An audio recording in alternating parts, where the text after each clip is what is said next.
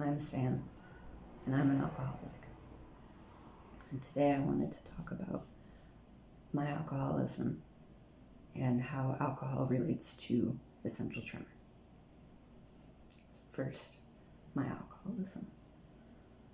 I started drinking socially at around age 14, which is between middle and high school if you're in the US.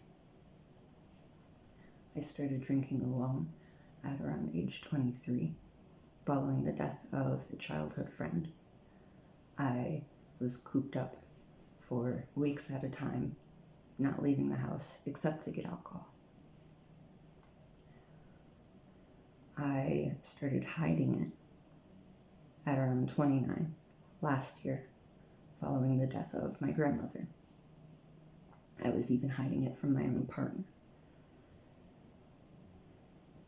I drank daily with my partner, and if it was the entire time we were together, then it was over 7 years. And that was heavy drinking, which, according to neuropsychologist Dr. Karen D. Sullivan from the YouTube channel I Care for Your Brain, heavy drinking is more than 3 drinks at a time or 7 drinks in a week.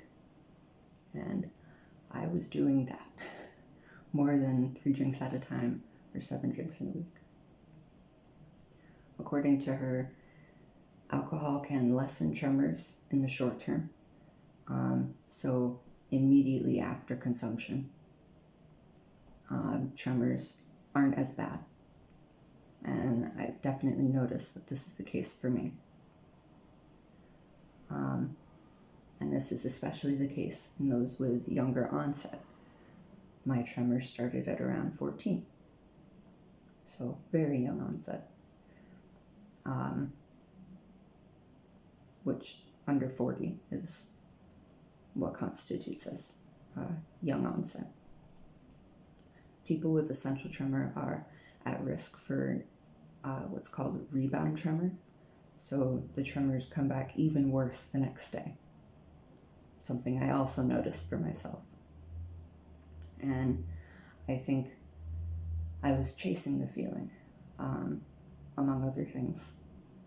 The feeling of being able to function better, being able to paint small things, being able to draw in lines, being able to eat more easily, bring food to my mouth, or an open container of liquid.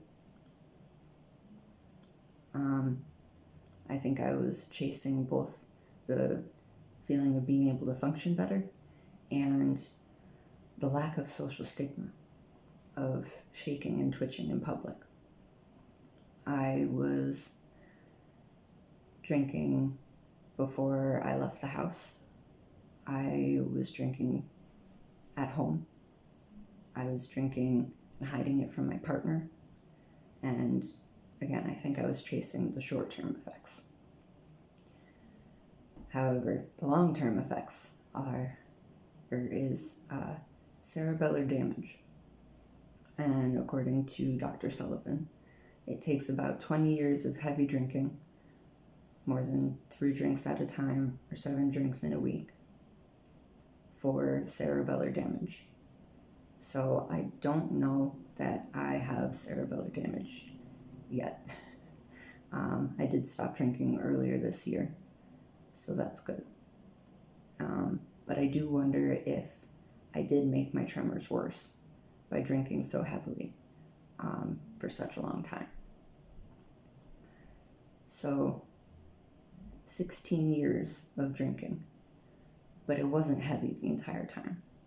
Not heavy drinking, but 16 years of drinking since the age 14. I think perhaps I made my tremors worse. So that's another contributing factor to why I stopped. So that's my alcoholism and alcohol and how it relates to essential tremor.